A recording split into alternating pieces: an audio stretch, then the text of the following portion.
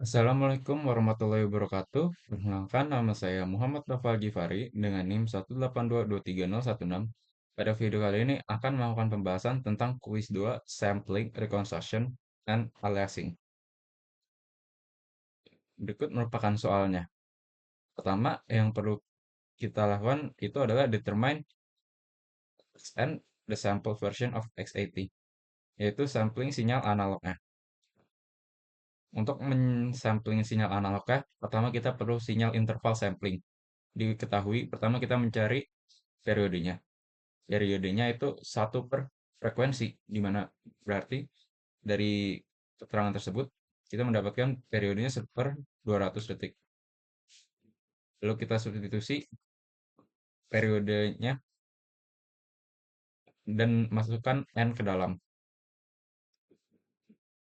Berarti substitusikan sinyal analog N-nya, berarti substitusi lagi T sama dengan N per 200 pada tiap komponen sinyal.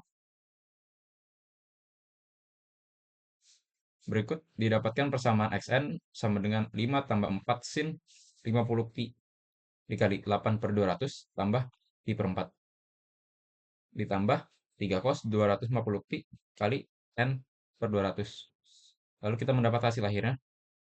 Sampling sinyal analog tersebut dalam fungsi n yaitu adalah 5 tambah 4 sin 4 pi per 4 n tambah pi per 4 ditambah 3 cos 5 pi per 4 n. Itu jawaban untuk nomor 1. Lalu untuk nomor kedua, plot sinyal analog X, A dalam waktu. Pertama yang perlu kita lakukan adalah identifikasi frekuensi suku 4 sin. Yaitu dalam sini adalah 4 sin 50 pt tambah pi per 4. Pertama yang kita ketahui adalah frekuensi analognya yaitu 50 pi per 2 pi yaitu sama dengan 25 Hz. Lalu kita dari periode pertama kita mendapatkan periodenya itu 0,04 sekon karena 1 dibagi frekuensi. Untuk frekuensi analog kedua kita mendapatkan yaitu dari 250 pi dibagi 2 pi sama dengan 125 Hz. Untuk periode keduanya kita juga mendapatkan dari seper frekuensi yaitu 1 per 105 sama dengan 0,008 sekon. Untuk itu kita bisa memilih rentang waktu pada sinyal ini supaya mendapatkan sinyal analog. Untuk menampilkan dua periode komponen yang memiliki 25 Hz, rentang waktunya harus dari 0 sampai 0,08 detik atau dari minus 0,08 sampai plus 0,08. Sini. Dua periode 25 Hz. Berdasarkan plot sinyal, samaan T sama dengan 0 sampai T sama dengan 0,08 detik. Sinyal akan memiliki offset DC 5 dan osilasi amplitudo 4 pada 25 Hz, osilasi amplitudo 3 pada 105 Hz. Itu berdasarkan sukunya yaitu kosin tadi 4, tapi suku cos itu 3. Di sini bisa terlihat amplitudonya, nilai amplitudonya berada paling tinggi di tengah-tengah atau di pojok.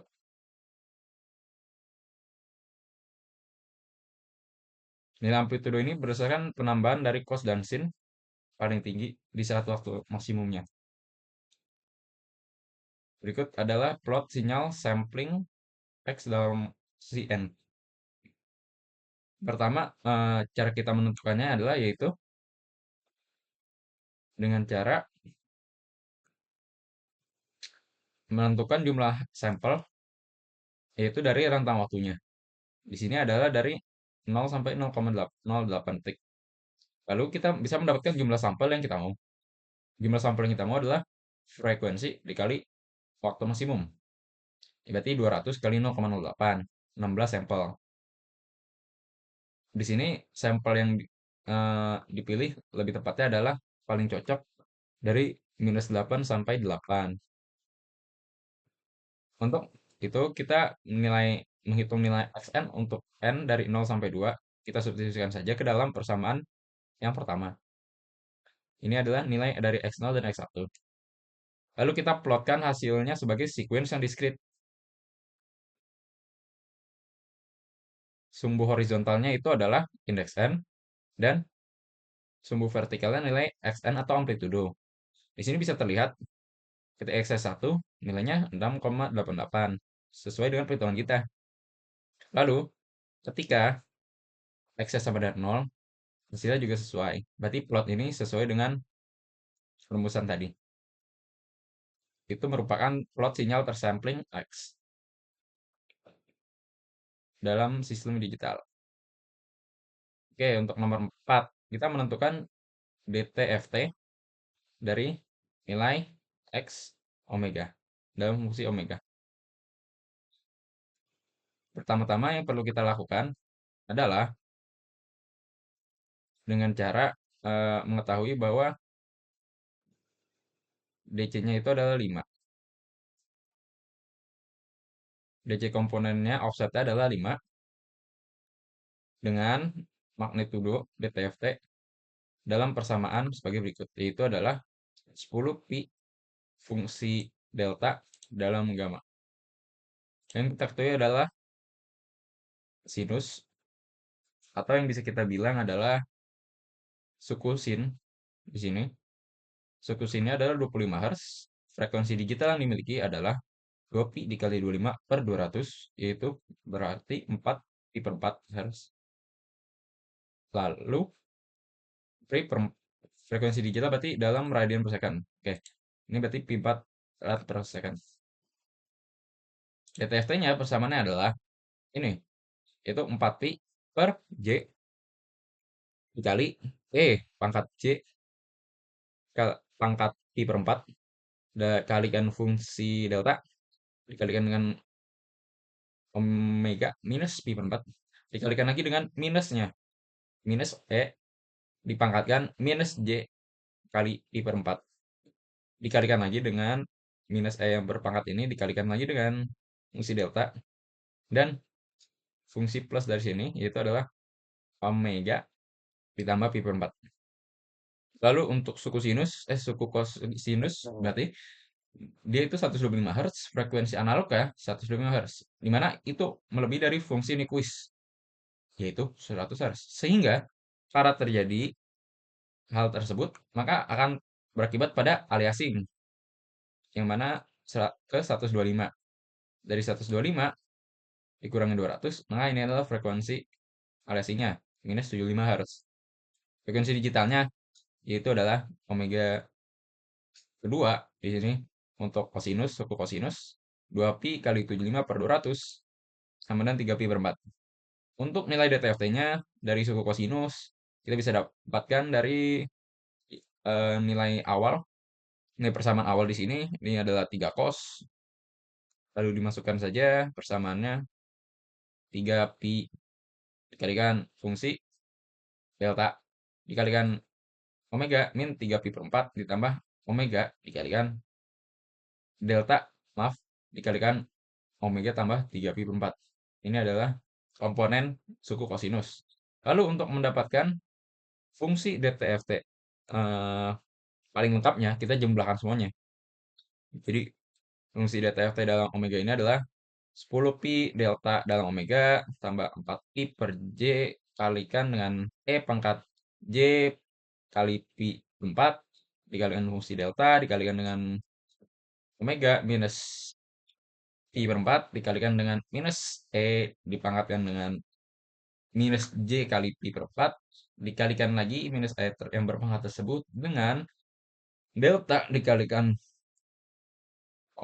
omega ditambah pi per 4 lalu ditambah dengan fungsi suku kosinus di atas tadi itulah 3 pi dikalikan delta fungsi delta lalu dikalikan dengan omega min 3 pi per 4 ditambah delta kalikan omega tambah 3 pi per 4. Itu adalah semua komponen dari fungsi DTFT-nya. Lalu terakhir, kita memplotkan DTFT tersebut. Pertama kita ketahui komponen spektrumnya. Di sini DC-nya offsetnya di magnitudonya adalah 10. Kemudian yang kita ketahui dalam frekuensi 25 Hz, offset frekuensinya di sini ada di kurang lebih pi per 4 dengan magnitudonya 4 pi. Lalu dalam frekuensi 75 Hz ini ada offsetnya, omeganya yaitu adalah kurang lebih 3 pi per 4 juga, tapi magnitudenya berbeda itu dalam 3 pi. Plotnya dalam rentang ini adalah omega termasuk dalam antara pi minus pi sampai pi. Dengan sumbu horizontalnya adalah omega. Sudut dari ini adalah dari minus pi sampai pi. Lalu sumbu sumbu vertikalnya adalah magnitudonya yaitu adalah DTFT tadi nilainya. Ini adalah gabungan grafik tadi. Ini yang analog sinyal, ini adalah sampel sinyal. Lalu yang terakhir ini adalah DTFT, yaitu adalah grafik DTFT di sini. Sumbu Y-nya adalah magnitudo tentunya. Lalu frekuensi dalam radian pada sumbu X. Kurang lebih seperti itu. Plot ini menjabarkan bahwa ini adalah komponen yang lebih ke komponen DC, frekuensinya berpuncak merepresentasikan komponen sinyalnya dan potensi aliasing untuk terjadi adalah karena di atas frekuensi Nyquist. Sekian review kuis saya dari ini hari ini. Kurang lebihnya mohon maaf. Wassalamualaikum warahmatullahi wabarakatuh.